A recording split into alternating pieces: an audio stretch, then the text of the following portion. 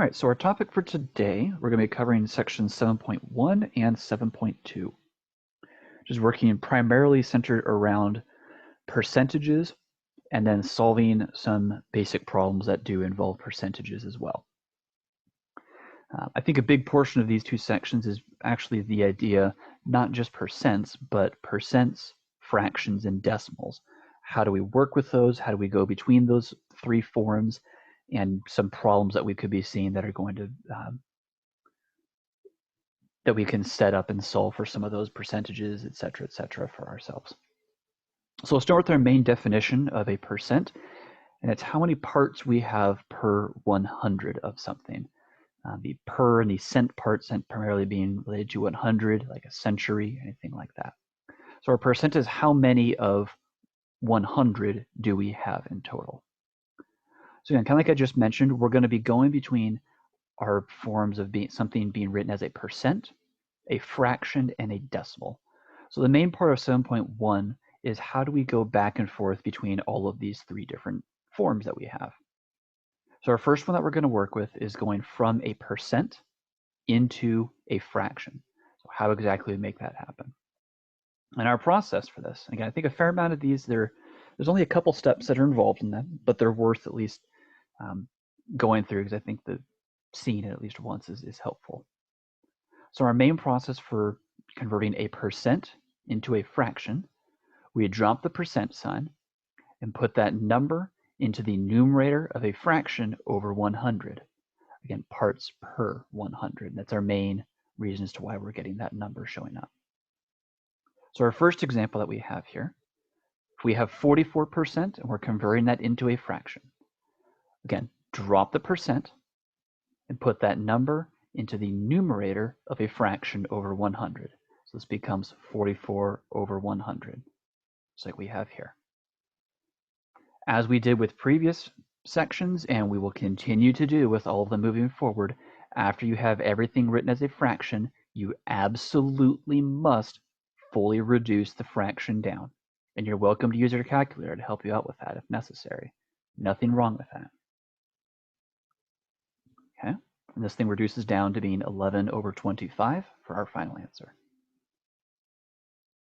If we were to take a look at number 2 that we have here, we have 24 and 2/3%. Okay, we have a mixed number that we're starting with. And again, we don't like mixed numbers, primarily because they're a little bit more of a pain to work with, but we can still work with them all the same.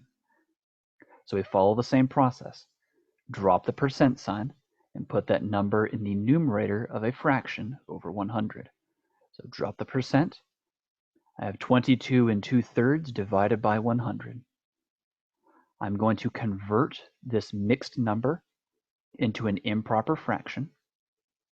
Our process to do that is to take the denominator, multiply it by the number out front, the coefficient, and then we add it to the numerator. When we do that, we're going to get 74 over 3, and then all of that divided by 100. So we can rewrite this a couple ways. We can write this as 74 over 3 divided by 100, or 74 over 3 multiplied by 1 over 100. We have a couple ways we can go about doing that. Again, that's kind of a review with our fractions at the point in time. Once we have everything multiplying together, we condense it down to a single fraction and then fully reduce our answer. And I did this just by multiplying everything together in the calculator, which you are more than welcome to do also. We find our final answer to be 37 over 150. So again, make sure we're going back and reviewing our fraction material. That's coming from chapter 4. Fractions are not going away. Not on this material, not on the next section's worth of material. Fractions, there's no avoiding them. Just spoiler alert right now. So I think, again, the percent to fraction is probably the most difficult, and that it just has the most steps going on with it. So our next one that we're going to work with is going from a percent into a decimal. So again, our process for this we're going to drop the percent sign and then move the decimal 2 places to the left. And I want to emphasize you're moving this one to the left when we get to the exact opposite of it here in a second. So we have 4%, write it out as a decimal. Drop that percentage sign, and then I'm moving the decimal point from being just to the right of the 4. I'm going left 1, left 2, and I move my percentage over. Any blank spaces that would show up in the middle, we fill in with a 0. I'm going to write this out just in the space above here. So if we had, we'll do this in blue, just because I have some space up here. So if I have 4%, we drop the percent sign. So I just have the 4. The decimal starting right here, as it's originally given to me.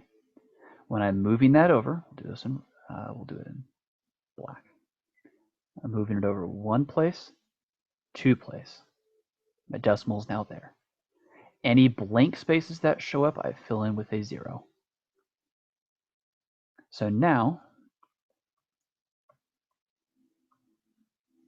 I get my answer of 0.04, just like we have in the final answer down here. Okay. Now I would highly recommend, I do not believe it's a requirement in this regard, but I just recommend this from what I have seen.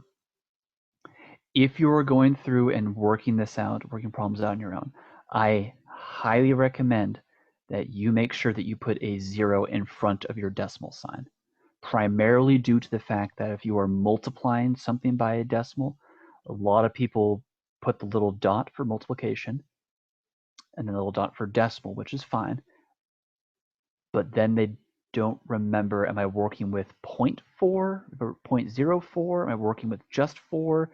Those two dots sometimes fuse together, as it were, and errors start showing up. So my recommendation, and you don't have to, but my recommendation is you always put a 0 in front of that decimal if you're not going to have any number there. So write your answer as 0.04. Again, you don't have to, but it's my recommendation that might save you a little bit of headache as you're going through these things.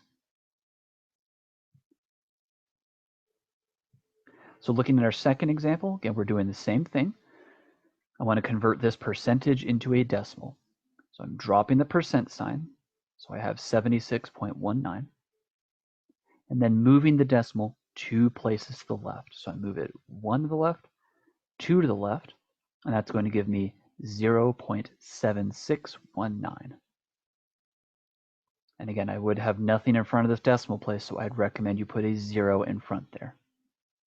It's not required, but I think it helps emphasize that I do have a decimal that's showing up here.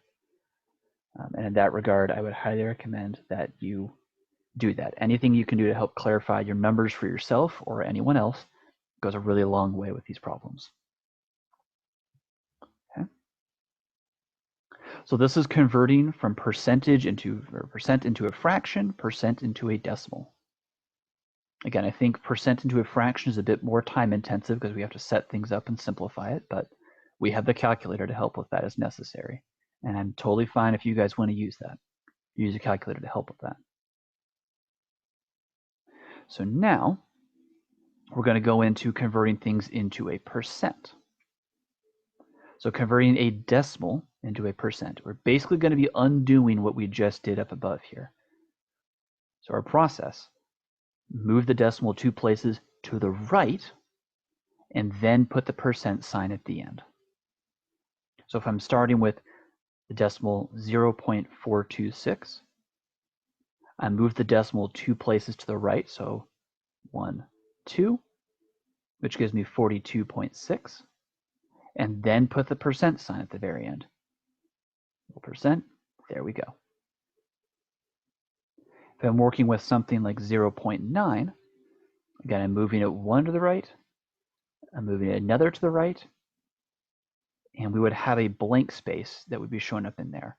Always fill those blank spaces in with a 0. So we'll show this one again, kind of like we did with our previous. So we're starting with 0.9. And then moving the decimal 1, 2. Fill in any blank space that shows up with a 0, which gives me 90. And then we just put the percent on the very end, and we have our answer. Not a whole lot to it. It's one of the nice parts I like about the decimal and percentage ones. It's just moving it to the left or moving it to the right, and then adding or dropping the percent sign at the very end. I think the biggest part that trips people up between these is remembering, do I move the decimal 2 places to the left? Do I move the decimal 2 places to the right as you're going through this process? So take that extra maybe 30 seconds if you need it on the homework to take a quick look. Am I moving it to the left? Am I moving it to the right? Because that will absolutely trip you up if you don't have that nailed down for yourself. And as soon as you have that nailed down, bam, it can take you about 30 seconds to finish, which is great. It's pretty quick. So we're going to take a look at working with, then I think the other, a little more intensive one, going from a fraction into a percent. And we have two methods that we can go through to make this happen using our previously learned material. I do not care which one or which method you would like to use on the homework or on the test. Both will work. So the first method that we have is to divide the numerator by the denominator, which will change the fraction into a decimal. And you can do this just by using a calculator. Once you have everything converted into a decimal, then you move the decimal 2 places to the right and put the decimal sign at the very end. So showing method 1 with our example, we're converting 5/8 into a percent.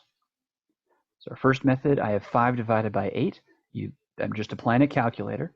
5 divided by 8 equals 0.625. We have our decimal. Now we go reference our methods for converting a decimal into a percent.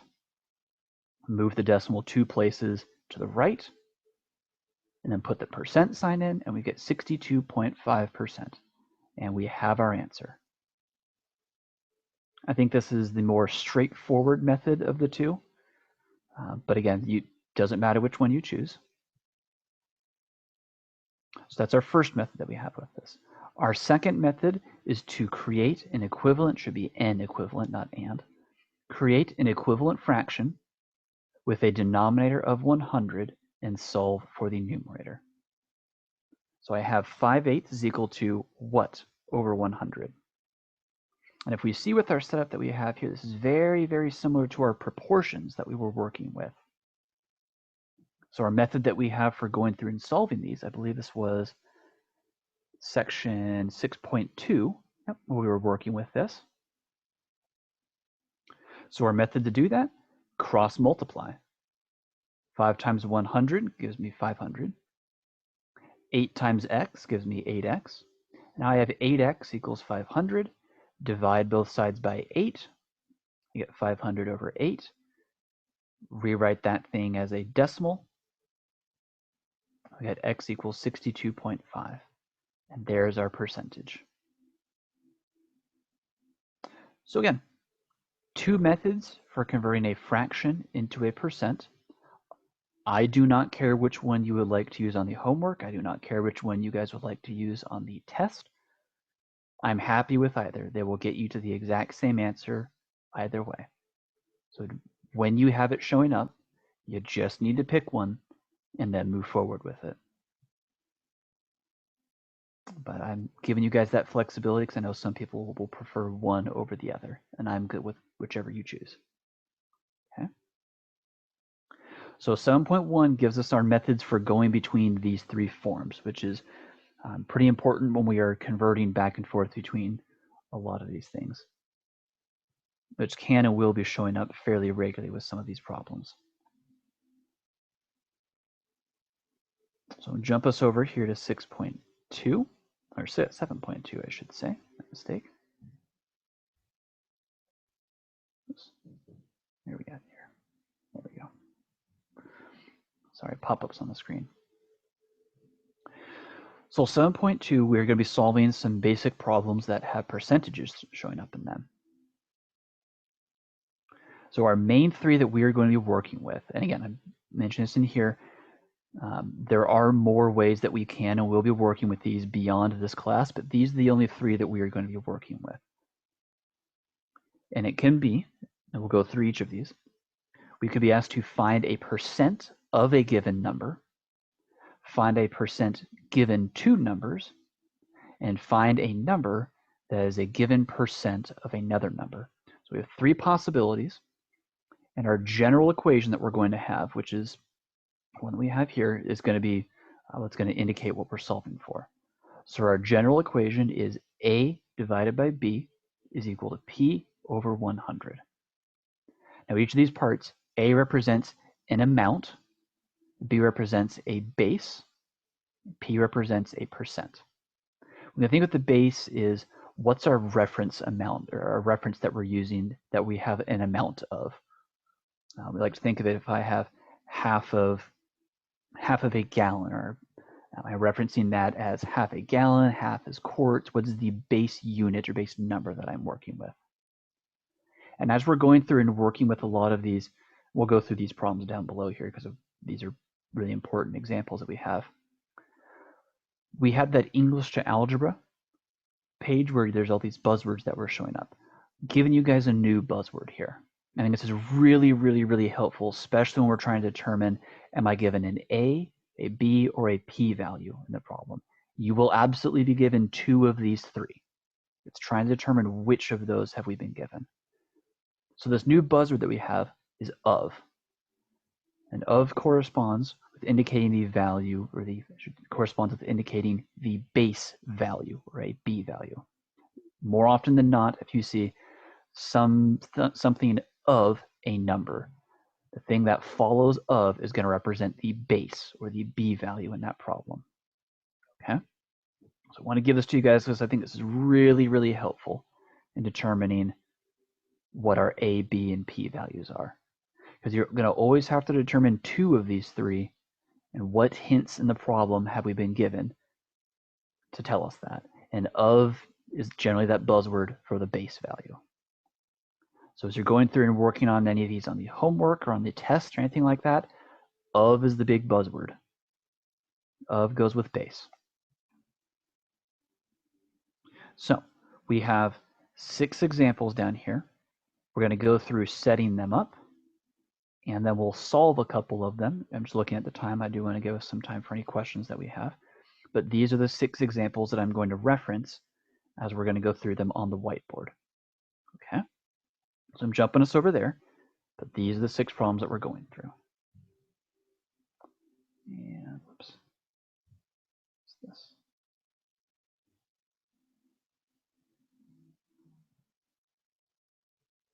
Come on. There we go. Okay, so our first example that we have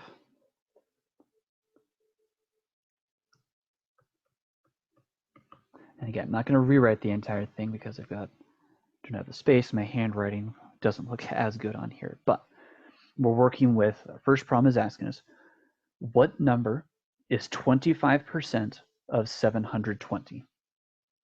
So my recommendation when you're going through and setting these things up for yourself, okay, I'm working with a proportion problem. Write out for yourself A equals, B equals, and P equals. You are going to need to find 2 of these 3. The problem has to give you 2 of these 3. And when you have these showing up on the test, I will be giving you 2 of these 3. So you guys will absolutely need to figure out which one do we have, which one do we not, and how do we work with these in setting up our problem. So we are told what number is 25% of 720. Now we have our buzzword of showing up in there. What number is 25% of 720? And again, that of corresponds to our base. So of 720, 720 is going to be our base value, our B value. Reading through it again, what number is 25% of 720? Have I been given an amount or a percentage? And I have been given a percent, 25%. We do not know what our A value is, so that's our unknown. That's what we are solving for. So once we have this written out for ourselves, I also recommend, again, these are the two things I highly recommend you do every single time you're solving these. Write out A, B, and P, and then write out the general equation that we are using, because you are going to use this to solve all of these problems. And now we fill in A, B, and P accordingly with what we know. We don't know our A value, which is fine, so we'll leave that as A. We knew B is 720. We know P is 25 over 100, or P value is 25. So now that I have this, we have a fraction equals a fraction, which is great. We can cross multiply.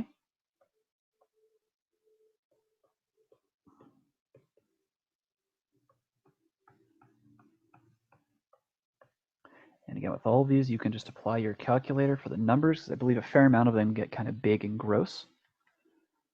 I'm doing these calculations off the side on a calculator. So if you're wondering where I'm getting these numbers from, I just apply calculator.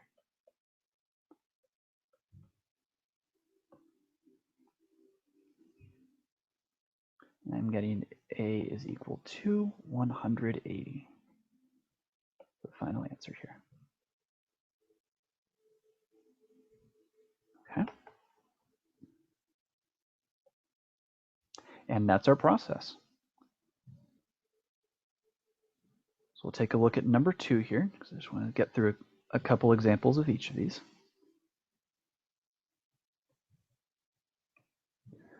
So number 2, again, we're set up A equals, B equals, P equals.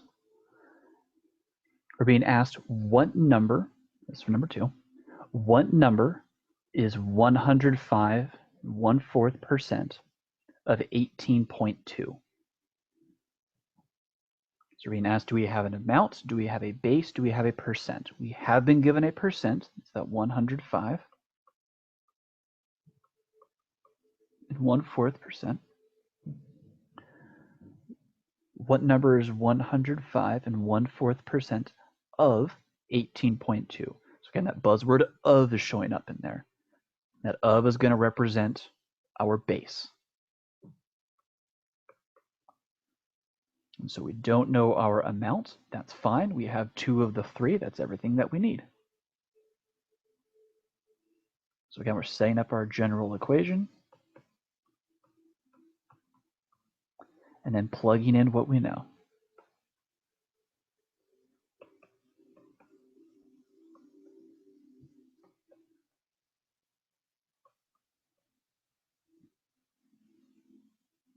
Okay.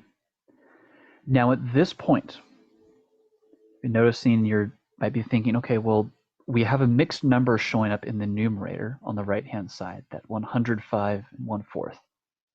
You have a couple options of what you can do with this. You can convert that into being an improper fraction, there's nothing wrong with that.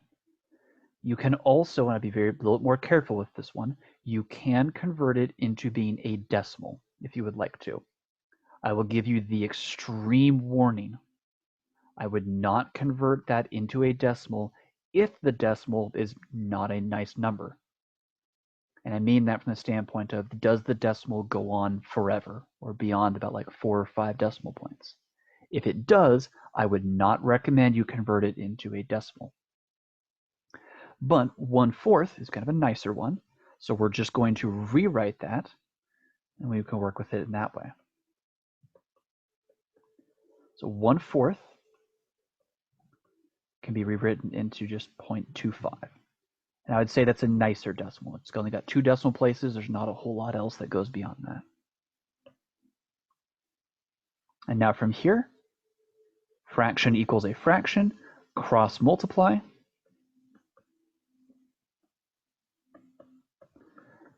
Again, we've got decimals showing up. That's fine.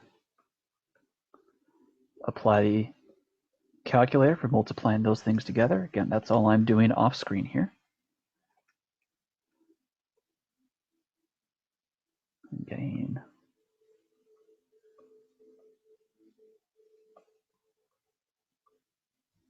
that there. I'm dividing both sides by 100.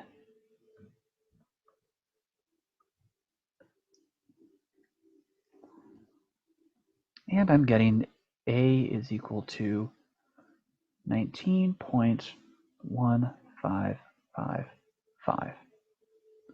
Now on the test, I'll be specifying to you guys, round your answer to the nearest 1 or 2 or how many decimal places. I didn't specify that here in this specific problem, so that is on me with this. So we're just going to, for the sake of it, we'll assume I would be asking you guys to round it, let's say to 1 decimal place, or the tenths. So we're going to round it there, which means I'm looking to the number directly to the right of where I'm rounding it. If the number is 5 or greater, I round up. If the number is less than 5, I round down, which means my final answer after rounding is 19.2. And again, this is on me. I did not have that specified in this problem. But rest assured, on the test, I will be specifying to you guys round the nearest tenth, hundredth, 1 decimal place, 3 decimal places, etc., etc. So you will not need to guess at that. Just read the problem and you'll be good to go there.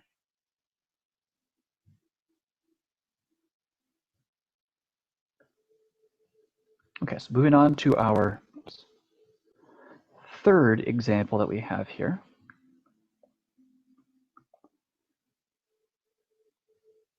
Again, referencing that other page, but we're still writing in A, B, and P. So we're told, we're being asked, 24 is what percent of 50? 24 is what percent of 50? So again, I'm trying to determine, do I know my A value? Do I know my B value? Do I know my P value? So 24 is what percent? So it looks like we don't know the percentage in this thing. So don't know percent. So between 24 and 50, I need to determine which one is the amount and which one is the base. So 24 is what percent of 50? There's that buzzword of showing up again. So of 50, 50 is going to be our base, which means the 24 has to be the amount. So you can do a little bit of process of elimination to determine which one is our A, B, and P value. That's perfectly fine. And then again, set up our general equation and plug in what we know.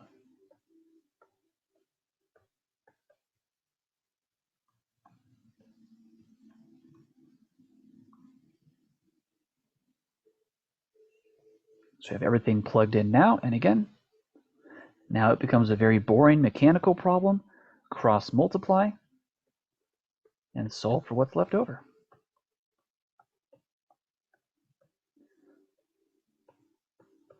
It's not the most creative of things beyond this point. It's a little, I don't know, you could say it's boring beyond this, maybe. And again, if those numbers are a little bit gross, plug it into your calculator. That's all I'm doing. And I'm getting 48.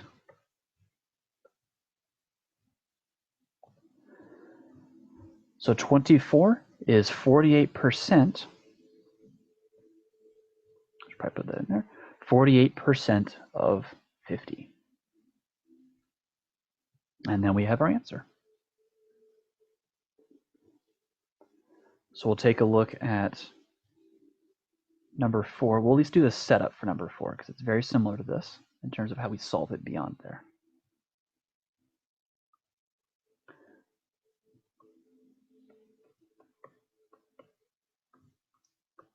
Again, the way we solve it, it's very, very mechanical from there. So number 4, 10 is what percent of 80? And it's 10 is what percent of 80? So again, what percent? We don't know what our percentage is, so put in a question mark there. We have that buzzword of showing up, of 80. Well, I don't know, but we do know that's going to represent our base amount. And then kind of last thing that's left, our A value has to be 10. And that's our setup there. Again, we have A over B is equal to P over 100. Plug in what we know into the respective variables.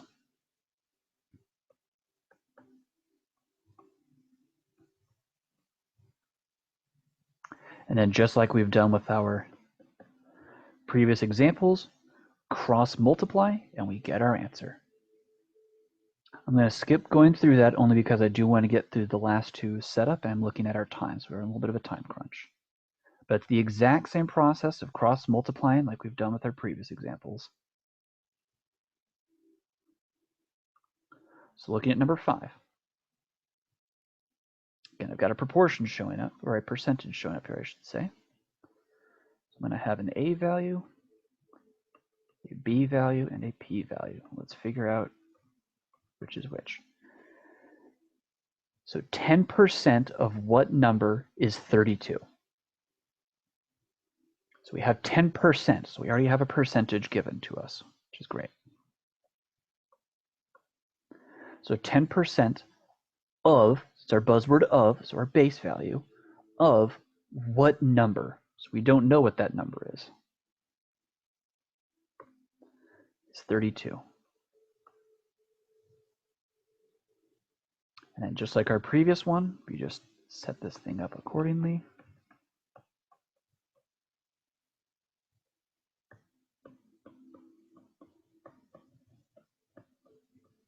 And then we're good there. Cross multiply and solve. And our very last one. Whoops. Starting with writing it out. There we go. We're being asked for number 6, 15% of what number is 30? So again, we've been given a percent, 15%, of, the buzzword for the base, of what number, which we don't know, so B is our unknown, is 30. So 30 has to be that amount. Again, we just set that thing up we have here. Plug things in. And then we're good to go.